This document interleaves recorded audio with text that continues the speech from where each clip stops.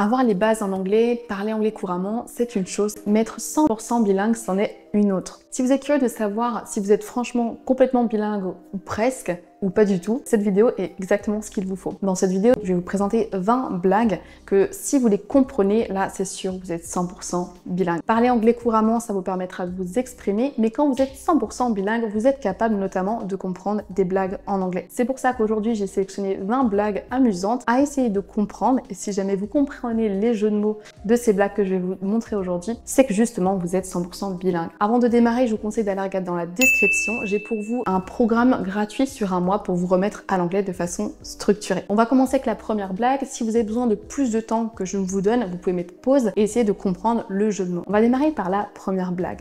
Why did the teddy bear say no to desert? Why did the teddy bear say no to desert?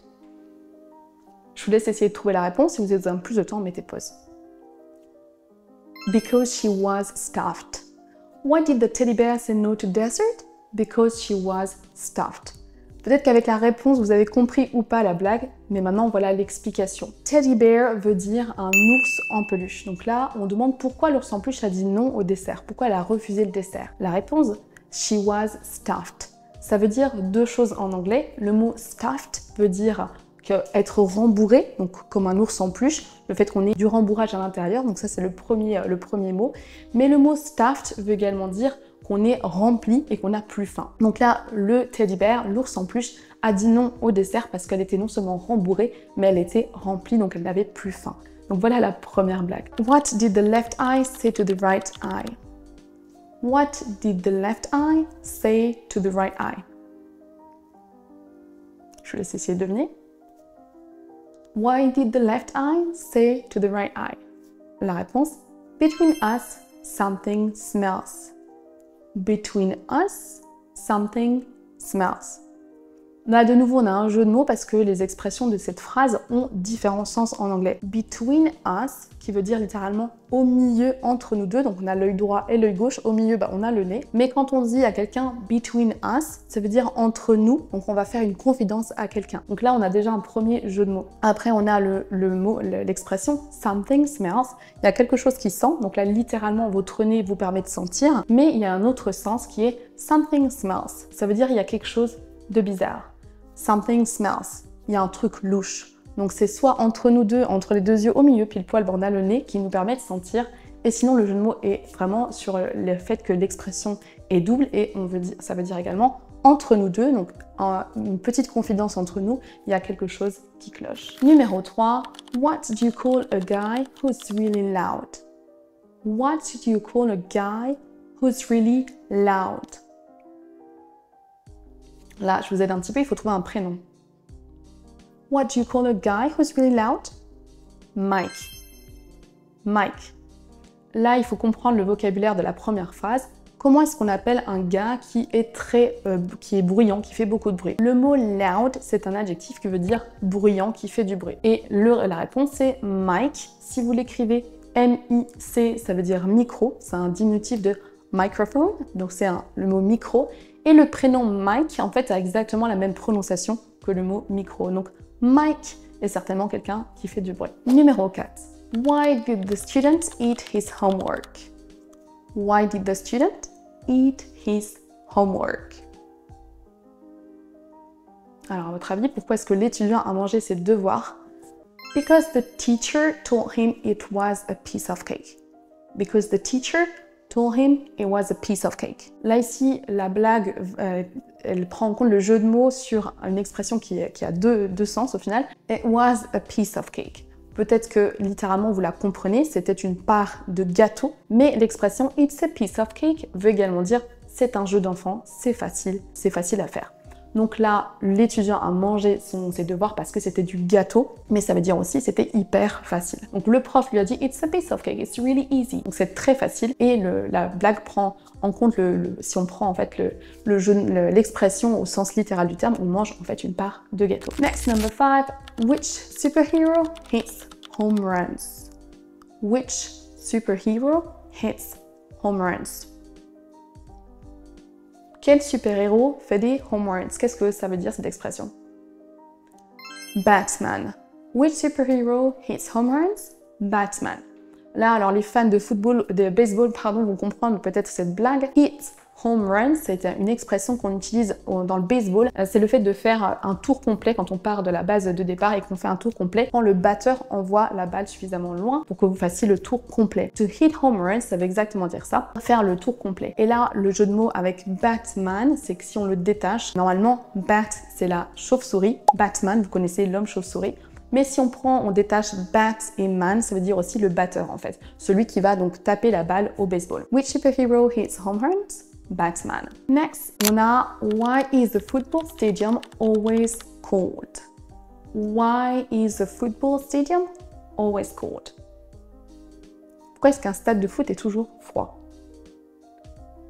It has lots of fans. It has lots of fans. Est-ce que vous avez compris le jeu de mots avec le mot fan? Là, ici, ce mot a deux significations. Un fan, c'est soit un fan, comme on l'a en français, un supporter. Mais le mot fan, en anglais, a un autre sens qui veut dire ventilateur. Donc là, it has lots of fans. On peut soit le comprendre comme il y a beaucoup de supporters dans un stade, mais on peut aussi le traduire littéralement mot à mot par il y a beaucoup de ventilateurs dans le stade. Donc, why is the football stadium always cold? Pourquoi c'est toujours froid? Parce qu'il y a beaucoup de ventilateurs. Next, what did the Dalmatian say after lunch?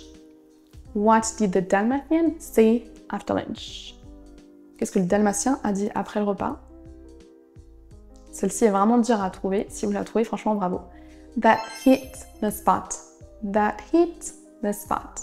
Alors là, on a un jeu de mots par rapport au mot spot et l'expression hit the spot. Le mot spot, ça veut dire une tache. Donc les dalmatiens, c'est des animaux, des chiens qui ont des taches noires. Donc là, a spot, ça veut dire vraiment la tache en fait du dalmatien. Et l'expression complète, that hit the spot, ça veut dire c'était génial, c'était super. That hit the spot. It was great. It was amazing. Quand on parle de nourriture, ça veut dire que c'était super bon, qu'on est rassasié, qu'on n'a plus faim. Donc, qu'est-ce que le dalmatien a dit après le repas? That hit the spot. C'était vraiment génial. La blague suivante. A plane crashed in a jungle and every single person died. Pas très rigolo, mais vous allez voir pourquoi la blague est drôle après la réponse. A plane crashed in the jungle and every single person died. Who survived? Donc, l'avion s'est écrasé dans la jungle. On a la suite et ensuite toutes les personnes sont mortes. Qui a survécu? Every single person died. C'est le mot single qui va vous faire comprendre la blague. A plane crashed in the jungle and every single person died. Who survived? Married couples. Married couples. Là, on a un jeu de mots par rapport au mot single qui a deux sens. Le mot single, quand on a l'expression every single person, ça veut dire tout le monde sans exception. Every single person. Si vous dites I do it every single time, every single day. Je le fais tous les jours, quoi qu'il advienne. Vraiment tous les jours sans exception. Every single person, toutes les personnes sans expression. Mais si on le traduit d'une autre façon, a single person veut dire en fait une personne célibataire. Si vous dites I'm single, je suis célibataire. I'm married, je suis mariée. Donc là, on peut la comprendre de deux façons. Soit every single person, tout le monde sans exception, soit every single person. Toutes les personnes célibataires sont décédées. Et donc, qui est resté, qui n'est pas décédé? Les personnes qui étaient mariées. Married couples. Next, why was 6 afraid of 7? Why was 6 afraid of 7? Because 7, 8, 9. 7, 8, 9. Là, on a soit une suite de chiffres, 7, 8, 9, 7, 8, 9, mais on a aussi le mot 8 qui, en fait, se prononce de la même façon que le mot ate, qui veut dire manger au passé. Vous connaissez peut-être vos verbes irréguliers, to eat, ate, eaten. Donc le mot ate, soit on peut le traduire par 8, soit par à manger. Donc on peut traduire soit 7, 8, 9 par 7, 8, 9 ou par 7 à manger 9. Donc 6 est effrayé a peur de 7 parce qu'il a mangé le numéro 9. 7, 8, 9. Next, what goes up and down but doesn't move? What goes up and down but doesn't move? Peut-être que vous avez la réponse. Qu'est-ce qui monte et qui descend mais qui ne bouge pas? The staircase. The staircase. Qu'est-ce qui monte et qui descend mais qui ne bouge pas? L'escalier. Ça, c'est une blague qu'on a aussi souvent en français. Numéro 11. How much did the man sell his dead batteries for? How much did the man sell his dead batteries for? Si on l'a traduit en français, à combien est-ce que l'homme a pu vendre ses batteries donc qui ne fonctionnaient plus? His dead batteries for. La réponse, nothing. They were free of charge. Nothing.